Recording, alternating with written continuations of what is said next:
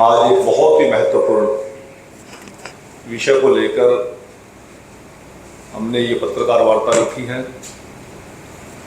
GST सुधार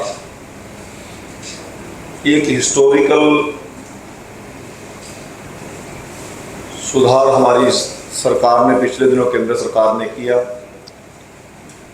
जैसा देश के माननीय प्रधानमंत्री जी ने देश के स्वतंत्रता दिवस पर लाल किले से 15 अगस्त 2025 को अपने 11वें स्वतंत्रता दिवस संबोधन में जीएसटी में अगली पीढ़ी के सुधार लाने के सरकार के इरादे के बारे में बात की थी। हमें बहुत ही प्रसन्नता है इस बात की कि देश के प्रधानमंत्री जी ने जो विषय लाल किले की प्राचीर से जीएसटी सुधार के लिए रखा था, उसको केवल 20 दिन के अंदर ही हमारी सरकार ने उसका प्रारूप, उसका स्वरूप पूरे देश ही नहीं पूरी दुनिया के सामने रखने का काम किया। क्योंकि जब हमारे देश के पूर्व वित्त मंत्री आदरणीय अरुण जेटली जी ने बिल्कुल स्पष्ट कहा था जब जीएसटी लागू की गई थी, इसको आकलन करने के बाद जनता और व्यापारियों को सहूलत देने के लिए समय समय पर जीएसटी में सुधार होंगे, परंतु कोविड की अर्थव्यवस्था पर प्रभाव के कारण इसमें देरी हुई। सुधार योजना के अनुसार हुए हैं। मोदी सरकार ने जीएसटी दरों को व्यापक रूप से युक्तिसंगत बनाने और प्रक्रिया के सुधारों में के लिए एक विस्तृत प्रस्ताव तैयार किया था, जिसका उद्देश्य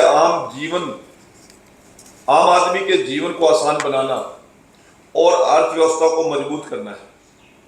ये सुधार हमारे नागरिक के जीवन को बेहतर बनाएंगे, सभी के लिए, विशेष रूप से छोटे व्यापारियों और व्यवसायियों के लिए व्यापार करने में आसानी सुनिश्चित करेंगे। जीएसटी का जो सरलीकरण हुआ है, इसका न तो किसी चुनाव से और न ही किसी टैरिफ दबाव से कोई लेना देना नहीं है।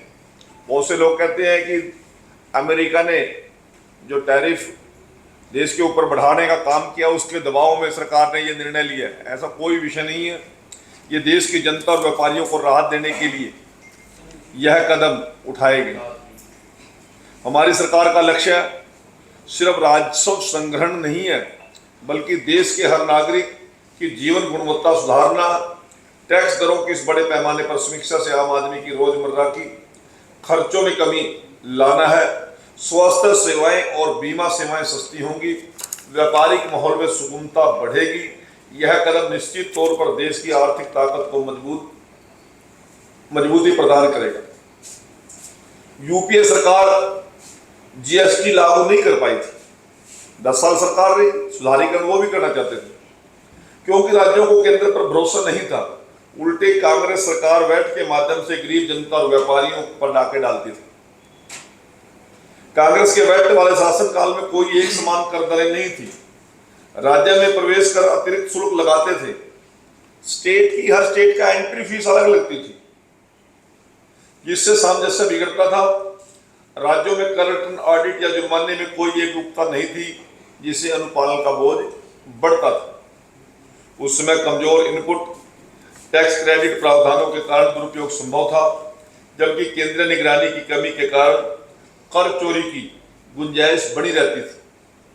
और जब कर चोरी की कोई बात होती थी, व्यापारियों पर, उद्योगपतियों पर, छोटे कारोबारियों पर फिर वो टैक्स इंस्पेक्टरी राज का डंडा चलता था। उसमें किस प्रकार की बातें चलती थी, ये आप सभी से कोई छुपी बात नहीं है।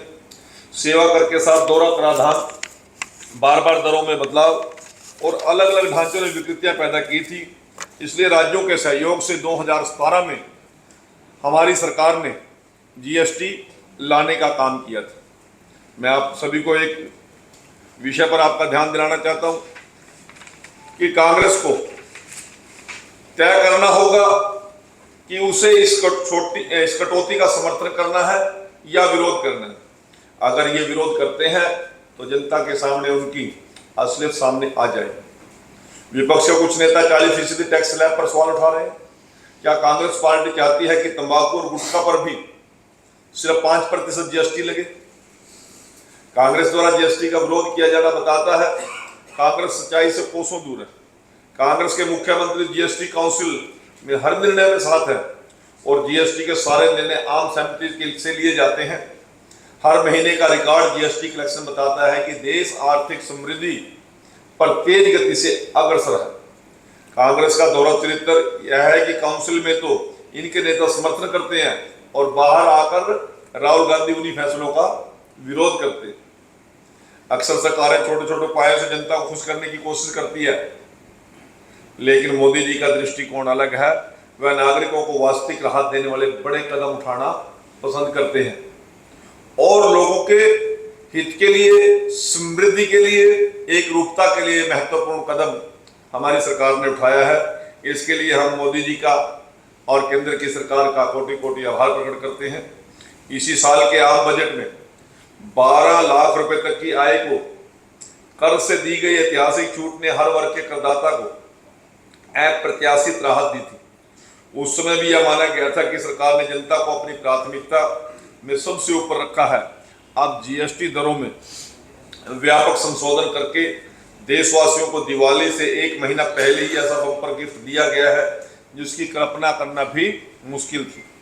जीएसटी परिषद की 56वीं बैठक में लिए गए निर्णय को देखें तो साफ प्रतीत होता है कर प्रणाली में सुधार केवल आंकड़ों का खेल नहीं है, बल्कि सीधे सीधे आम नागरिक की जिंदगी से जुड़ा हुआ प्रश्न है।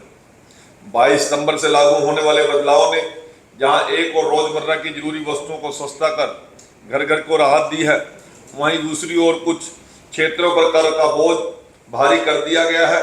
हम आपको बता दें कि सबसे बड़ी राहत खाद्य पदार्थों और घरेलू उपयोग की वस्तुओं में आई। मैं 2 दिन पहले हमारे माननीय वित्त मंत्री निर्मला सीतारमण जी का एक बयान देख रहा था टीवी चैनल पर।